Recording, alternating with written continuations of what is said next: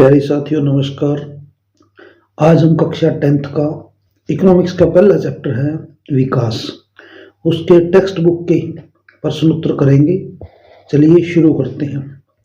पहला क्वेश्चन है कि सामान्यतः किसी देश का विकास किस आधार पर निर्धारित किया जा सकता है। किसी भी देश का जो विकास है वो किस आधार पर निर्धारित किया जा सकता है। मल्टीपल चॉइस क्वेश्चन है और इसमें 4 ऑप्शन है।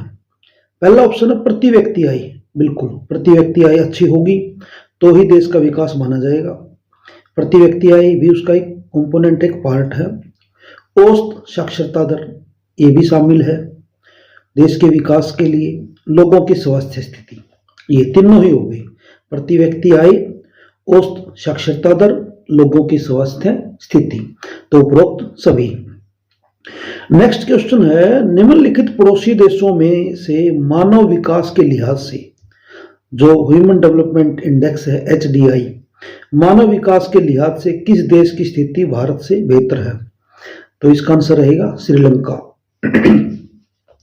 थर्ड क्वेश्चन है कि मान लीजिए एक देश में 4 परिवार है। 4 परिवार मान लेते हैं, मानना है आपको। इन परिवारों की प्रति व्यक्ति आय, जो प्रति परिवार है, प्रति व्यक्ति आना चाहिए बल्कि प्रति परिवार आना चाहिए यदि 4 परिवार मानने हैं तो प्रति परिवार इसकी जो आय है वो 5,000 रुपये है। तो 4 परिवार है तो 4 को यदि हम 5 से गुणा करेंगे तो 5 चौका 20,000 रुपये हो गया। अगर 3 परिवारों की आय क्रम से 4,000, 7,000 और 3,000, तो इनको हम जोड़ लेंगे। 4 और 7 11 और 3 14,000 रुपये हो गई और टोटल बनी थी 20,000। तो 20,000 में से 14,000 घटा देंगे तो कहता है चौथे परिवार की आय क्या है, तो 6,000 रुपये बन जाएगी चौथे परिवार की आय। नेक्स्ट क्वेश्चन है, बहुत इंपॉर्टेंट क्वेश्चन है कि विश्व बैंक विभिन्न वर्गों का वर्गीकरण करने के लिए किस प्रमुख मापदंड का प्रयोग करता है। यहां से पूछ रहा है ये कि जो विश्व बैंक है, जो वर्ल्ड बैंक है, वो विभिन्न वर्गों का वर्गीकरण करने के लिए किस प्रमुख मापदंड का प्रयोग करता है। इस मापदंड की अगर कोई है तो इसकी सीमा बतानी है आपने, क्या सीमा है। विश्व बैंक विभिन्न वर्गों का वर्गीकरण करने के लिए प्रति व्यक्ति आय मापदंड का इस्तेमाल करता है। प्रति व्यक्ति आय को देखता ही है। हालांकि प्रति व्यक्ति आय तुलना के लिए तो उपयोगी है, लेकिन इससे यह पता नहीं चलता कि यह आय लोगों में किस तरह वितरित है। हो सकता है कुछ लोगों की बहुत ज्यादा आमदनी होने के कारण प्रति व्यक्ति आय तो बढ़ जाएगी, लेकिन व्यक्तियों के हिसाब से यदि हम देखेंगे तो वहां काफी अंतर मिलेगा। 2 देशों की प्रति व्यक्ति आय समान होने पर भी एक देश दूसरे से अच्छा हो सकता है। एक देश तो ऐसा है जहां सभी लोगों की ही जो औसत आय है वो अच्छी है, लेकिन एक देश में ऐसा हो सकता है कि कुछ लोगों की बहुत ज्यादा हो और ज्यादातर लोग उसमें गरीब हों। तो इससे प्रति व्यक्ति आय जब हम करेंगे, क्योंकि प्रति व्यक्ति आय कैसे निकालते हैं, कुल देश का जो इनकम है वो, और उसको हम डिवाइड कर देते हैं जनसंख्या से, तो उससे निकल जाएगी प्रति व्यक्ति आय, per capita income, PCI, per capita income. तो इससे देश के आर्थिक विकास का सही अनुमान नहीं लगाया जा सकता। विश्व बैंक की विश्व विकास रिपोर्ट के अनुसार देशों का वर्गीकरण करने में इस मापदंड का प्रयोग किया गया है। वे देश जिनकी 2019 में ये आंकड़े अलग अलग पुस्तकों में अलग अलग हो सकते हैं, क्योंकि जो पुरानी, यदि कोई बच्चा इकोनॉमिक्स की पुरानी पुस्तक ले रहे हैं उसके अंदर ये आंकड़े पहले के मिलेंगे। तो कहता है 2019 में प्रति व्यक्ति आय जो $, है 49,300 प्रति वर्ष या उससे अधिक है।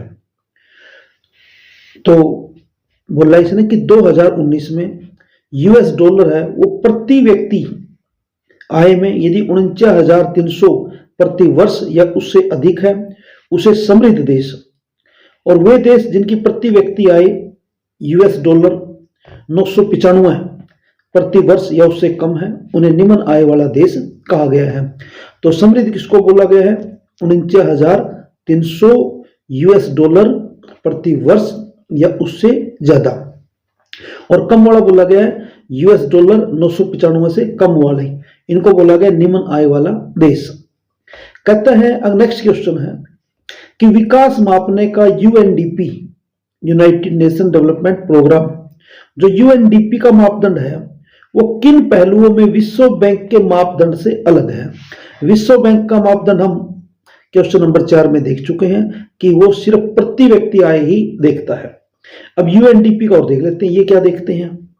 विश्व बैंक का मापदंड प्रति व्यक्ति आय है, ये हम पहले वाले क्वेश्चन में कर चुके हैं कि विश्व बैंक का जो मापदंड है वो प्रति व्यक्ति आय पर कैपिटा इनकम है, जबकि यूएनडीपी के मापदंड में प्रति व्यक्ति आय तो है ही, इसके अतिरिक्त क्या जोड़ा गया है, शैक्षिक और स्वास्थ्य स्तर भी आते हैं। दो चीजें और जुड़ गई, शिक्षा का स्तर क्या है, स्वास्थ्य का स्तर क्या है, दो चीजें और जुड़ गई, जो कि विश्व बैंक के मापदंड से अधिक बेहतर है। क्योंकि प्रति व्यक्ति आय वाले में हम देख चुके हैं कि कमी क्या है, उसकी सीमा क्या है। उसकी सीमा ये है कि प्रति व्यक्ति आय में हो सकता है कि कुछ लोगों की ज्यादा हो और ज्यादातर लोगों की कम हो, तो वहां प्रति व्यक्ति आय तो बढ़ी हुई मिल जाएगी आपको, लेकिन लोगों के जीवन स्तर में काफी अंतर मिलेगा। लेकिन जहां चाहे औसत कम पड़ जाए सभी की, लेकिन यदि उसका वितरण सही है तो वहां लोगों का जीवन खुशहाल मिलेगा। लेकिन यूएनडीपी ने दो चीजें और जोड़ दी, शिक्षा और स्वास्थ्य। प्रति व्यक्ति आय तो है ही, शिक्षा और स्वास्थ्य भी जोड़ दिया, जो कि विश्व बैंक के मापदंड से अधिक बेहतर है। तो आपको यदि पूछा जाए कि किसका मापदंड बेहतर है, यूएनडीपी का या विश्व बैंक का, तो आप किसका बताएंगे, यूएनडीपी का।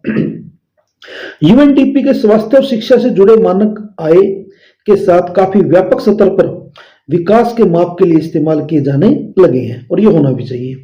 यूएनडीपी मानव विकास रिपोर्ट इन्हीं मापदंडों के आधार पर तैयार करता है। एक क्वेश्चन और बनेगा, जो मानव विकास रिपोर्ट है, ह्यूमन डेवलपमेंट इंडेक्स है, वो कौन जारी करता है, वो यूएनडीपी जारी करता है। और यूएनडीपी में क्या है, प्रति व्यक्ति आय तो है ही, ये वर्ल्ड बैंक भी रखता है, और साथ में शिक्षा और स्वास्थ्य है।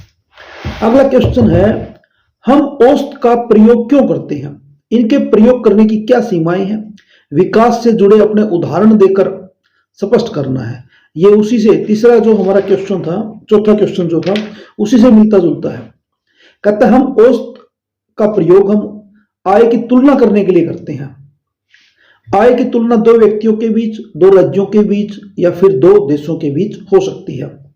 एक देश के लोग दूसरे देश के लोगों से कितने बेहतर हैं, इसके लिए हम औसत आय की तुलना करते हैं, जो कि देश की कुल आय को, जो टोटल आय है, कुल आय है, उसको कुल जनसंख्या से भाग देकर निकाली जाती है।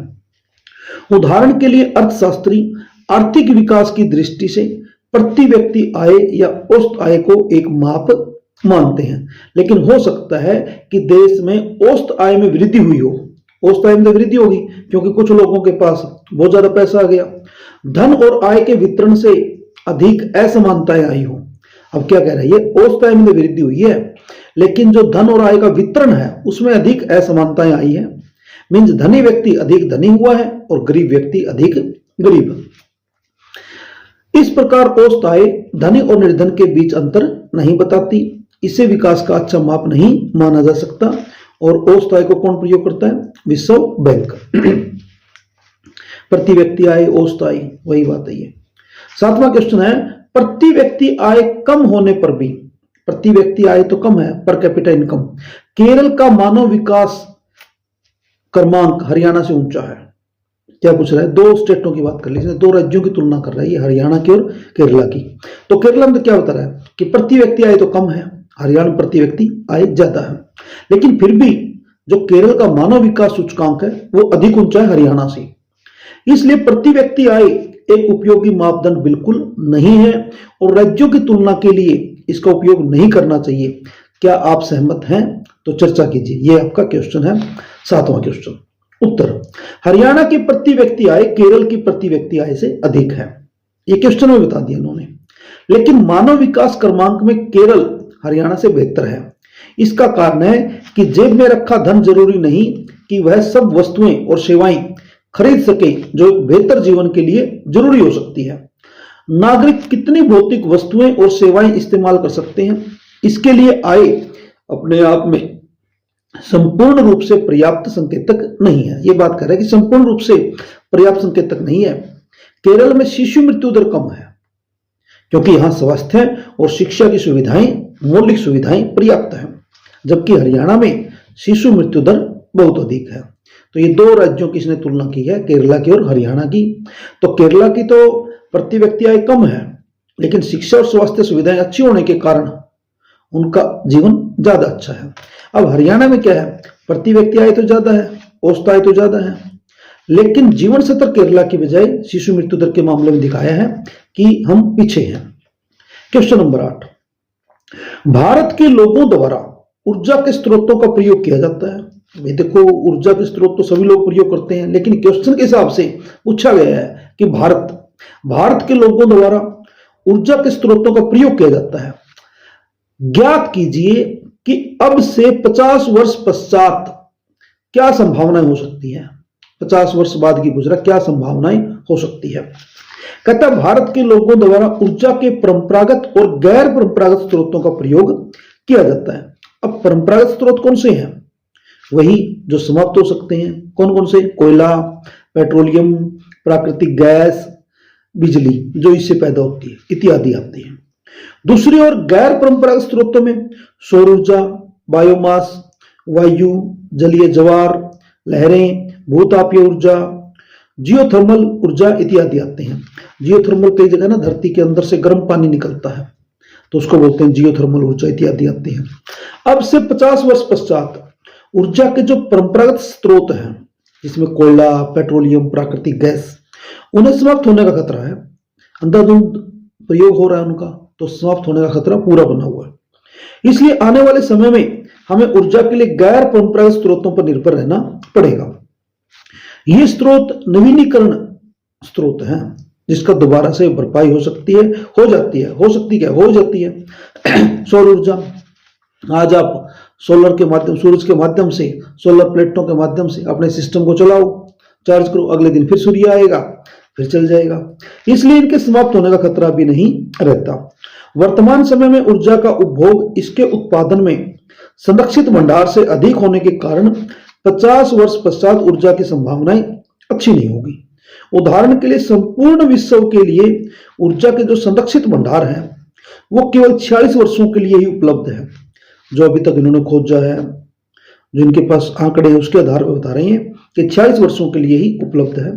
भारत में तेल के संरक्षित भंडार केवल 50 वर्षों में ही खत्म हो जाएंगे।